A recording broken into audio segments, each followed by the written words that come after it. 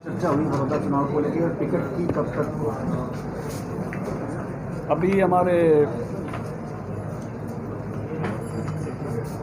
प्रमुख नेता वो बड़ौदा जा रहे हैं और आज ही एक बार पूरे हलके में 27 नेताओं की ड्यूटी लगाई है। बड़ौदे हलके में 54 गांव हैं। हर नेता 2 गांव में आज वहाँ सभा करेगा और बड़ौदा के विकास का मुद्दा, बड़ौदा कैसे आगे बढ़े, राजनीतिक परिदृश्य, उस सारे पर आज लोगों के बीच में जाके चर्चा करने वाले हैं कि किस तरह से बड़ौदे के विकास का जो भविष्य का ब्लूप्रिंट है, कैसे बड़ौदा आगे बढ़ेगा। 4 वर्षों तक खजाने की चाबी जो बीजेपी के पास है, क्योंकि बाकी दलों के पास केवल वाणी सेवा है, 4 वर्षों तक कोई विकास के काम वो करा नहीं सकते। तो उस नाते से, उस विमर्श के लिए, उस संवाद के लिए, गपशप के लिए, बातचीत के लिए आज हमने 27 बड़े नेताओं की ड्यूटी लगाई है, जो 54 के 54 गाँव को आज के दिन ही कवर करेंगे। आज शाम को मैं मुख्यमंत्री जी ने राष्ट्रीय अध्यक्ष जी का समय मांगा हुआ है, बड़ौदा की टिकट को लेकर ही मांगा हुआ है। जो उनसे हमारी मुलाकात होगी, उस मुलाकात के बाद ये जो टिकट वितरण वाला विषय है ये आगे बढ़ जाएगा। और हमने अपने सलाह मशवरे के लिए भी जेपी दलाल जी को, वहाँ के सांसद रमेश कौशिक जी को, हमारे जिला अध्यक्ष मोहन लाल कौशिक जी को और संजय जी जो वहाँ के प्रभारी हैं उनको, इन सबको भी हमने आज शाम को दिल्ली तलब किया है कि आप लोग भी हमारे सलाह मशवरे के लिए वहाँ उपस्थित रहें। तो उस नाते से मुझे लगता है कि आज इस विषय पर हम काफ़ी आगे बढ़ जाएंगे। धनखड़ साहब, एक चर्चा ये आई थी कि ये कहा जा रहा था कि गठबंधन चुनाव लड़ेगा लेकिन भारतीय जनता पार्टी के सिंबल पे होगा। तो क्या ये उम्मीद है कि कोई जेजेपी का कार्यकर्ता भी भारतीय जनता पार्टी के सिंबल पे चुनाव लड़ सकता है? अच्छा, इसी से जुड़ा हुआ है कि डॉक्टर केसी बांगड़ का नाम आ रहा है कि वो बीजेपी में शामिल हो रहा है, बीजेपी उन्हें टिकट मिलेगा। देखिए, चुनाव गठबंधन लड़ेगा ये तो स्वाभाविक है, गठबंधन की सरकार है, चुनाव गठबंधन लड़ेगा, लेकिन उम्मीदवार जो है वो कमल के फूल पर भारतीय जनता पार्टी का होगा। अच्छा, केसी बांगड़ के शामिल होने की अटकलें हैं, क्या वाकई में वो ज्वाइन कर रहे हैं भाजपा के अंदर? नहीं, मेरे पास अभी जो आप जानकारी दे रहे हैं, मेरे पास अभी ये जानकारी नहीं है। क्या अध्यक्ष जी योगेश्वर 10 से भी बड़ा कद है किसी और का? क्योंकि महज 6000 समथिंग वोटों का ही डिफरेंस रहा था और जेजेपी का अलग कैंडिडेट था। इतना बड़ा प्रोफाइल अगर चेंज होता है तो क्या पार्टी के लिए आघात नहीं होगा ये? देखिए, उम्मीदवार का तय होने की पार्टी की अपनी एक पद्धति है और उसका विमर्श करने का, संवाद का, चर्चा का अपना एक तरीका है। एक फीडबैक हमने अपनी प्रदेश की चुनाव समिति में लिया है और अगला फीडबैक वहाँ जो ऑपरेट कर रहे हैं उन साथियों के साथ आज हम बात करते हुए राष्ट्रीय अध्यक्ष जी के सामने जाएंगे। हमारी राष्ट्रीय पार्टी है और वहाँ से विचार विमर्श होने के बाद ही निर्णय होते हैं।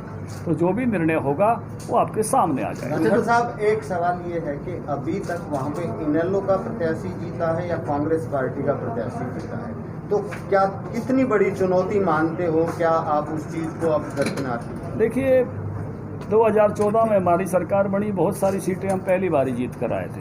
ज़िंदगी में बहुत बातें कई बार पहली बार ही होती हैं। हम कई सारे तो पहली बार में ही मुख्यमंत्री भी बन गए और मंत्री भी बन गए। इसलिए पहली बार कोई ऐसा विषय नहीं होता कि पहली बार, कभी ना कभी तो पहली बार होता ही है। आपने भी ज़िंदगी में कभी पहली बार साइकिल चलाई होगी, कभी पहली बार मोटरसाइकिल चलाई होगी। तो उस नाते से बहुत सारे विषय पहली बार पर भी होते हैं और बड़ौदा के लोग अब विकास चाहते हैं और उनका मन उस प्रकार का है। जहाँ तक आप चुनौती की बात करते हो, चुनौती तो ये कांग्रेस के लिए है क्योंकि ये उनकी सीट थी, वर्षों तक उनका लिटमस टेस्ट है। हमारे लिए तो ये एक जैसे जींद की सीट लोकदल की थी, एक अवसर के रूप में आई थी। हमारे लिए तो ये अवसर के रूप में उपस्थित हुई है और हम अपना पूरा प्रयास कर रहे हैं कि ये हमारी उपलब्धि में बदले। पोर्टल जो आपने खोला है निश्चित तौर पर वो किसानों के लिए एक बहुत अच्छी शुरुआत है, जिनका फसल बाकी बस्ती निश्चित तौर पर वो बेच सकते हैं। लेकिन कहीं न कहीं धनखड़ साहब ये बात सुनने में आ रही है कि पोर्टल पे कुछ फर्जी लोग रजिस्ट्रेशन कराना चाहते हैं और वो दिन रात लग के मतलब जो है ना अच्छा मुनाफा की ताक में है। देखिए, एक बात आपने अच्छी बात कही है कि पोर्टल किसानों की सुविधा के लिए है और पोर्टल इसलिए खोले गए हैं कि हमारे यहाँ हमारे किसानों के अनाज की खरीद हो, बाहर से लाए हुए अनाजों की खरीद खास करके बाजरे की वो ना हो, क्योंकि हमारे किसान को हम पैसा देना चाहते हैं। क्योंकि अड़ोस पड़ोस का राज्य जैसे कांग्रेसी स्टेट रूलिंग स्टेट है राजस्थान, वो बाजरा नहीं खरीद रही।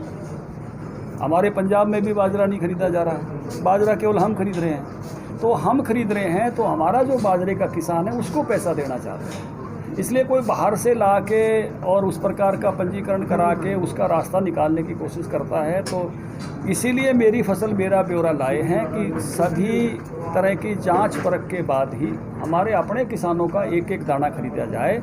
और ये कोई उस प्रकार की, मैं कहूँगा कि कोई अपने व्यापार के लिए बाहर से लाकर या बिक्री करके उस प्रकार की सरकार के पैसा उस प्रकार से बाहर के उसमें ना जाए या किसी के बिजनेस पर्पज़ में ना जाए। किसानों को जो देना चाहते हैं वो किसानों की जेब में जाए और इसीलिए सारी व्यवस्थाएं खड़ी की गई। धनखड़ जी, जिस तरीके से किसान विरोध कर रहे हैं लगातार, क्योंकि बड़ौदा जो हल्का है मैक्सिमम रूरल एरिया है, किसान वहाँ पर ज़्यादा हैं, आपको लगता है कि एक चुनौती वहाँ पर है, किसान अभी भी विरोध कर रहे हैं? देखिए, बड़ौदा में हजारों हजार किसान, आप सबने भी देखा, दलाल साहब भी थे, मैं भी था, मोहन लाल कौशिक भी थे और पूरे प्रदेश का मीडिया भी था। किस तरह से ट्रैक्टरों पर सवार होके बीजेपी के झंडे लगा के मोदी जी की जय बोलते हुए और किसान धन्यवाद यात्रा करने के लिए आया था। और उस किसान धन्यवाद यात्रा में 6 बातों के लिए उन्होंने धन्यवाद किया कि आप जो खरीद करा रहे हो एमएसपी पे, ये कांग्रेसी तो झूठ बोल रहे थे, खरीदी नहीं होगी, हम आपका धन्यवाद करते हैं। आपने अगली फसल का एमएसपी घोषित कर दिया, बढ़ा के कर दिया, हम आपका धन्यवाद करते हैं। आपने 6-6 हज़ार रुपये सीधे हमारे खाते में दे दिया, हम आपका धन्यवाद करते हैं। आपने 50% प्रॉफिट के साथ फसलों के दाम देने शुरू किए, ये कांग्रेसी तो स्वामीनाथन की रिपोर्ट को पैरों तले दबाए बैठे थे, हम आपका धन्यवाद करते हैं। आपने फसल बीमा शुरू करा के और एक बड़ी रकम हमारे खातों में पहुंचवा दी, अब तो ये लगभग 3000 करोड़ के नज़दीक पहुंचने को हो रही है, हम आपका धन्यवाद करते हैं। और डिजास्टर मैनेजमेंट वाले पैसे और लगाएंगे तो ये जाके मुझे लगता है 5700 करोड़ पहुंचने वाली है, हम आपका धन्यवाद करते हैं। तो इन सब बातों के लिए, और 3 जो नए कानून आप ले आए, डायरेक्ट मार्केटिंग, चाहे खेत से बेचो, चाहे घर से बेचो, चाहे अपने खलियान से बेचो, उसका भी रास्ता खोल दिया। इसका धन्यवाद हजारों हजार किसानों ने सब्जी मंडी गोवाना में इकट्ठे होकर आपके सामने किया है। किसान जो है वहाँ का खुश है और निश्चित रूप से मुझे लगता है कि इतने अच्छे, क्योंकि इन्होंने तो कभी मनमोहन के राज में फुट्टी कौड़ी भी नहीं दी है, तो बात वाले हैं। हुड्डा कमेटी की रिपोर्ट भी लागू नहीं की। किसान को एक एक बात पता है, किसान बहुत समझदार है हमारा। 6-6 हज़ार रुपये पहली बार उसके खाते में आए हैं। राहुल के पिताजी तो कहा करते थे कि मैं 1 रुपया भेजता हूँ तो 15 पैसे पहुँचते हैं। इनके पिताजी ने खुद कहा हुआ है मीडिया के सामने। अब मोदी जी 2000 बेचते हैं तो 2000 आते हैं। तो ये जो खेती, फिर 340 गन्ने का भाव पूरे भारत में सबसे ऊंचा, उसी साल में पेमेंट, पंजाब में 310 से दिला दो ना हुड्डा साहब जाके, और पेमेंट करा दो, 2-2 साल की पड़ी रहती है। ये प्रो फार्मर है बीजेपी, और ये प्रो फार्मर सरकार है। सबसे अच्छी देश में प्रोक्योरमेंट है, यहाँ सभी अनाजों की प्रोक्योरमेंट यहाँ है, और सरकार किसानों को लाभ पहुंचाने के लिए करती है। अड़ोस पड़ोस में कहीं भी नहीं हो रही, हम डंके की चोट पे कह रहे हैं। आप करो ना कवर, बाजरा कांग्रेस की सरकार नहीं, कराओ ना राजस्थान में खरीद, सर कराओ पंजाब में, बात करो कांग्रेसियों को। धनखड़ साहब एक सवाल है, पूरा आंदोलन खत्म हो सकता है अगर आप बिल में एक लाइन लिख दें कि एमएसपी लागू रहेगा और जो इससे नीचे खरीदेगा उसके खिलाफ कानूनी कार्रवाई। उस एक लाइन लिखने में क्या दिक्कत है जब सबका मुंह बंद हो सकता है? मुझे लगता है कि आपके माध्यम से किसान भाइयों को ये बात बहुत ही स्पष्टता के साथ जाननी चाहिए। मैं आपके सामने ये बात साझा कर रहा हूँ और इसको आप अच्छे से दिखाना। अभी हम बाजरा खरीद रहे हैं, बाजरे का भाव 2150 रुपये सरकारी खरीद हो रही है। जब ये बाजरे की खरीद बंद हो जाएगी तो बाजरे का भाव ऊपर भी जा सकता है और नीचे भी आ सकता है। और कुछ किसान ये सोच कर रख सकते हैं कि भाई शायद बाद में महंगा हो जाए, हम अपने घर में रख ले रहे हैं। लेकिन बाजरा सरकार इसलिए खरीद रही है कि किसान को कम भाव है तो उससे ज़्यादा भाव मिलते हुए उसकी आमदनी बढ़े। 600-700 रुपये का गैप है तो उसकी जेब में वो पैसे जाएं। लेकिन जब हम बाजरा वापस बेचेंगे तो बाजरे की मार्केट डाउन आ जाएगी, और उस समय जब बाज़ार में बाजरा सस्ता है तो किसी निजी व्यापारी को आप विवश नहीं कर सकते कि बाज़ार की बजाय वो किसान का बाजरा खरीदे 2150 के भाव में। वो कहेगा भाई मंडी में अगर मुझे 1200 मिल रहा है, मंडी में अगर मुझे 1500 मिल रहा है तो मैं 2150 में क्यों लेऊंगा आपका। यही सरसों पर बनेगी। तो इसके कारण से यह बात कहने में मुझे भी बहुत सुंदर लगती है, लेकिन जब हम देखते हैं कि इसके हालात क्या बनेंगे तो उसमें से ये बात लिखने के बाद अगर किसी के घर उसी ने सरसों रख ली, किसी के घर किसी ने बाजरा रख लिया, तो सरकारी खरीद होने के बाद अगर ट्रेड डाउन आए तो उसको खरीदार ही अवेलेबल नहीं होगा। अच्छा सर, अनलॉक 5 स्टार्ट हो रहा है 15 तारीख से, सरकार की क्या रणनीति रहेगी? रेल भी बंद है, बसेस भी कुछ चल रही हैं, लेकिन ट्रेन बंद होने की वजह से बहुत लोगों को दिल्ली के आवागमन में बहुत ज़्यादा परेशानी का सामना करना पड़ता है। क्या रणनीति रहेगी अनलॉक 5 में?